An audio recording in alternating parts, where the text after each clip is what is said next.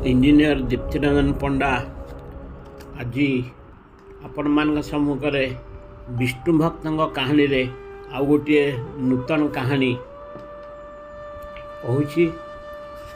से कहानीटी हूँ विष्णु भक्त राजश्री अम्बरीश। मनुंकर पुत्र थिले नभाग। नभागंकर कनिष्ठ पुत्र थिले नाभाग। नाभागंकर पुत्र थिले महाराज अम्बरीश। से भगवान श्रीकृष्णंकर परम भक्त और अत्यंत पुण्यवान पुरुष थिले। से पृथ्वीर चक्रवर्ती राजा होई अचलाचल संपत्तिर अधिकारी थिले, किंतु से कौनसी भोगवस्तुर मोहरे पड़ी नथिले। केवल परम पुरुष श्रीकृष्णंकर गुणगान, मंदिर निर्माण और अन्यान्य धर्म कार्य सर्वदा प्रति रोते। सत्यनिष्ठ राजा अम्बरीश तांकर समस्त कर्म भगवान ठारे अर्पण करथिले और समस्त प्राणी को सम नजर रे देखुथिले। से सत्यनिष्ठ ब्राह्मण मानकर मतामत नहीं पृथ्वी को शासन करुथिले। निजर कौनसी प्रकार लोभ कि मोह नथिला। से एपरी विष्णु भक्त थिले जे तांको ब्रह्मशाप भी काटू कर नथिला। राजा अम्बरीश सरस्वती नदी तीर रे वशिष्ठ, गौतम और असित आदि मुनि मानू नहीं बहु अश्वमेध यज्ञ कराई विष्णुंकर आराधना करथिले। एही यज्ञ रे से विपुल धन दक्षिणा आकार रे प्रदान करुथिले। तांकर अनन्य प्रेम भक्ति रे तुष्ट होई भगवान तांकर सुरक्षा पाई सुदर्शन चक्र को दान करथिले। एही चक्रर कार्य थिला यज्ञ रे उपस्थित विष्णु भक्त मानकु सुरक्षा प्रदान करवा। अम्बरीशंकर पत्नी मध्य ठीक तांको परी विष्णु भक्त थिले। दुहे राजा और रानी कृष्णଙ୍କ आराधना पाई वर्ष सारा द्वादशी व्रत पालन कले। व्रत शेष हेबा परे कार्तिक मासरे से दुहे 3 राति उपवास करी जमुना रे स्नान परे मधुवन रे श्रीकृष्णଙ୍କର पूजा कले। ब्राह्मण मानकर एही पूजा रे आवश्यक नथिले मध्य अम्बरीश भक्ति भाव रे सेमानकु पूजा करी सेमानकु स्वादिष्ट भोजन सहित विभिन्न प्रकार दान दे सत्कार करुथिले। ब्राह्मण मानकु संतुष्ट करी और सेमानकर अनुमति नहीं व्रत समापन पाई प्रस्तुति हेबा समय रे महापराक्रमी दुर्वासा ऋषि आसी सेठारे पहुँची गले। अम्बरीश संगे संगे उठी पड़ी दुर्वासा को प्रणाम सह तांकर पूजा कले और तांको यथामान्य आसन देबा परे भोजन पाई निमंत्रण कले। दुर्वासा राजांकर अनुरोध स्वीकार करी जमुना को मध्याह्नर नित्यकर्म और स्नान करने को चलीगले।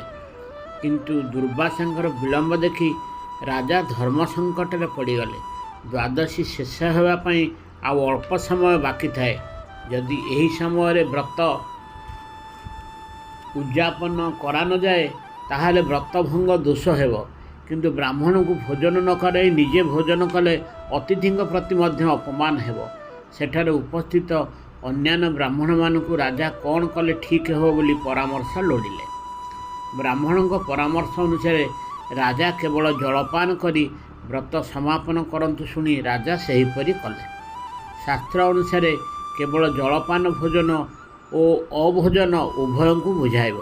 अम्बरीश विष्णु को सुमरणा करी सामान्य जलपान पर व्रत उद्यापन कले एवं दुर्वासांकर आसवा को अपेक्षा करी रहिले। दुर्वासा स्नान कर्म आदि सारी जमुनारू फेरिया पर राजा दुर्वासा को अभिनंदन समय दुर्वासा निजर मनचक्षु द्वारा राजा व्रत उद्यापन करिसेंति बोली जानि पारले। सिद्धार्थ दुर्वासा अपमानित होइगले भाबी क्रोधरे जळी उठिले। अम्बरीश हाथ जोड़ी ठिया होइतिले। भीषण पाटी करी अम्बरीश किपरि तांको असम्मानित करिसेंति कही निज मुंडरू एक जटा उपाड़ी अम्बरीश को मारिया पाई कालानाल परी एक भीषण मूर्ति सृष्टि कले। से हाथ में गोटे खंडा धरिथिला और निआं परी जलुथिला। से अम्बरीश को मारिया पाई तांको आड़कू दौड़ी आसला, किंतु राजा एथिरे विचलित न होई सेमिति ठिया होई रहिथिले। परम विष्णु भक्त अम्बरीश को चक्र रक्षा करुथिला। किछि समय मध्यरे चक्र दुर्वासांकर भृत्य को जाली भस्म करिया परे दुर्वासांका आड़कू अग्रसर हैला। दुर्वासा निजर प्राण रक्षा करने को दौड़िया को लगिले। दुर्वासा जुआड़े जाऊँ सुदर्शन चक्र तांकु गोड़े गोड़े चली थाए। ଯେତେବେଳେ ଦେଖିଲେ ତାଙ୍କୁ କେହି ରକ୍ଷା କରିପାରିବେ ନାହିଁ, ଦୁର୍ବାସା ବ୍ରହ୍ମାଙ୍କ ଶରଣ ପଶି ବିଷ୍ଣୁଙ୍କ ଚକ୍ରରୁ ରକ୍ଷା ପାଇବାକୁ ପ୍ରାର୍ଥନା କଲେ। ବ୍ରହ୍ମା କହିଲେ, ଏ ହେଉଛି ଯାହାଙ୍କର ଚକ୍ର, ସେହି ଭଗବାନଙ୍କ ଇଚ୍ଛାରେ ସବୁ ନିୟମ ବନ୍ଧା। ତାଙ୍କର ଚକ୍ରଠାରୁ ରକ୍ଷା କରିବା ମୋର ସାଧ୍ୟର ବାହାରେ। ଦୁର୍ବାସା ବ୍ରହ୍ମାଙ୍କ ଦ୍ୱାରା ପ୍ରତ୍ୟାଖ୍ୟାତ ହୋଇ କୈଳାସନାଥ ମହାଦେବଙ୍କର ଶରଣାପନ୍ନ ହେଲେ। ସେଠାରେ ମଧ୍ୟ ବ୍ରହ୍ମା ଯାହା କହିଥିଲେ ସେ ସେହି କଥା କହି ଶିବ ଦୁର୍ବାସାଙ୍କୁ ଫେରାଇ ଦେଲେ। ସେ ଶଙ୍କରଙ୍କଠାରୁ ନିରାଶ ହୋଇ ଅନ୍ୟ କିଛି ବାଟ ନ ପାଇ ଯାହାଙ୍କର ଚକ୍ର ସେହି ବୈକୁଣ୍ଠ ବିହାରୀ ପରମ ଆରାଧ୍ୟ ବିଷ୍ଣୁଙ୍କ ଶରଣାଗତ ହେଲେ। ଦୁର୍ବାସା ଥରି ଥରି ବିଷ୍ଣୁଙ୍କର ପାଦ ତଳେ ପଡ଼ି ତାଙ୍କୁ ସୁଦର୍ଶନ ଚକ୍ର ହାତରୁ ରକ୍ଷା କରିବାକୁ ପ୍ରାର୍ଥନା କରିବାକୁ ଲାଗିଲେ। ଭଗବାନ ବିଷ୍ଣୁ ଦୁର୍ବାସାଙ୍କୁ କହିଲେ, ହେ ଦୁର୍ବାସା, ମୁଁ ହେଉଛି ଭକ୍ତର ଅଧୀନ। ମୋର ନିଜର ସ୍ୱାଧୀନତା ଥାଇ ନଥିଲା ଭଳି ମୁଁ ମୋର ଭକ୍ତଙ୍କ ଛଡ଼ା ଆଉ କାହାକୁ ଚାହେଁନି। ମୁଁ ମୋ ନିଜକୁ, ଏପରିକି ନିଜ ପତ୍ନୀ ଲକ୍ଷ୍ମୀଙ୍କୁ ଭକ୍ତଙ୍କ ତୁଳନାରେ ପ୍ରାଧାନ୍ୟ ଦିଏନି। ଅମ୍ବରୀଶ ମୋର ପରମ ଭକ୍ତ, ସେ ମଧ୍ୟ ସେପରି କିଛି ପାପ କରିନଥିଲା। ତୁମ୍ଭର ବିଳମ୍ବ ଦେଖି ଦ୍ୱାଦଶୀ ତିଥି ଅତିକ୍ରମ ହୋଇଯିବ ଭାବି ଶାସ୍ତ୍ର ଅନୁସାରେ ସାମାନ୍ୟ ଜଳଯୋଗ କରି ବ୍ରତ ଉଦ୍ଯାପନ କରିଥିଲେ, କିନ୍ତୁ ତୁମ୍ଭେ କ୍ରୋଧବଶତଃ ନ କରିବା ଆଚରଣ କଲ। ହେ ବ୍ରାହ୍ମଣ, ତୁମର ମଙ୍ଗଳ ହେଉ। ମୁଁ ତୁମ୍ଭକୁ କୌଣସି ସାହାଯ୍ୟ କରିପାରିବି ନାହିଁ। ତୁମ୍ଭେ ମହାରାଜ ଅମ୍ବରୀଶଙ୍କ ପାଖକୁ ଯାଇ ତାଙ୍କୁ କ୍ଷମା ପ୍ରାର୍ଥନା କର। ସେ ଚାହିଁଲେ ତୁମ୍ଭେ ଶାନ୍ତି ପାଇପାରିବ। ଶେଷକୁ ଅନ୍ୟ ଉପାୟ ନ ଦେଖି ମହର୍ଷି ଦୁର୍ବାସା ଅମ୍ବରୀଶଙ୍କ ପାଖକୁ ଫେରିଆସି ତାଙ୍କର ପାଦ ଦୁଇଟିକୁ ଧରି ପକାଇଲେ। ଦୁର୍ବାସା ଋଷି ତାଙ୍କ ପାଦ ଧରିବାରେ ଅମ୍ବରୀଶ ବହୁତ ଲଜ୍ଜିତ ହୋଇ ସୁଦର୍ଶନ ଚକ୍ରଙ୍କୁ ସ୍ତୁତି କରିବାକୁ ଲାଗିଲେ। ସେ କହିଲେ, ହେ ପ୍ରଭୁ ସୁଦର୍ଶନ, ହେ ଜଗତର ତ୍ରାଣକର୍ତ୍ତା, ଆପଣ ସବୁକିଛି ସହିପାରନ୍ତି। ଜଗତ ବନ୍ଧୁ ବିଷ୍ଣୁ ଦୁଷ୍ଟମାନଙ୍କର ଦମନ ପାଇଁ ଆପଣଙ୍କୁ ନିୟୋଜିତ କରିଛନ୍ତି। ତେଣୁ ଆମ ବଂଶର ମଙ୍ଗଳ ପାଇଁ ମହର୍ଷି ଦୁର୍ବାସାଙ୍କର ମଙ୍ଗଳ କରି ଆମ୍ଭମାନଙ୍କୁ ଅନୁଗୃହୀତ କରନ୍ତୁ। ହେ ପ୍ରଭୁ, ଏହି ବ୍ରାହ୍ମଣଙ୍କର କ୍ଲେଶ ଦୂର କରନ୍ତୁ। ଚକ୍ରର ତେଜରେ ଦୁର୍ବାସାଙ୍କର ଦେହ ଜଳିଯାଉଥିଲା। ସୁଦର୍ଶନ ଅମ୍ବରୀଶଙ୍କର ସ୍ତବନ ପରେ ଶାନ୍ତ ହୋଇଗଲେ।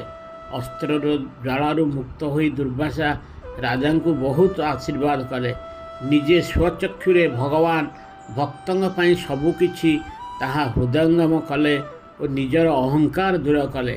ବିଷ୍ଣୁ ଭକ୍ତଙ୍କ ପାଇଁ ବିଷ୍ଣୁ ସବୁକିଛି କରିପାରନ୍ତି, ତାହା ମହାରାଜ ଅମ୍ବରୀଶଙ୍କ କାହାଣୀରୁ ସ୍ପଷ୍ଟ। ଆଜି ପାଇଁ ଏତିକି। ଯଦି ଆପଣଙ୍କୁ କାହାଣୀଟି ଭଲ ଲାଗିଛି, ଏହାକୁ ଲାଇକ୍ କରିବେ ଏବଂ ବହୁମାତ୍ରାରେ ସେୟାର କରିବେ। ଜୟ ଜଗନ୍ନାଥ।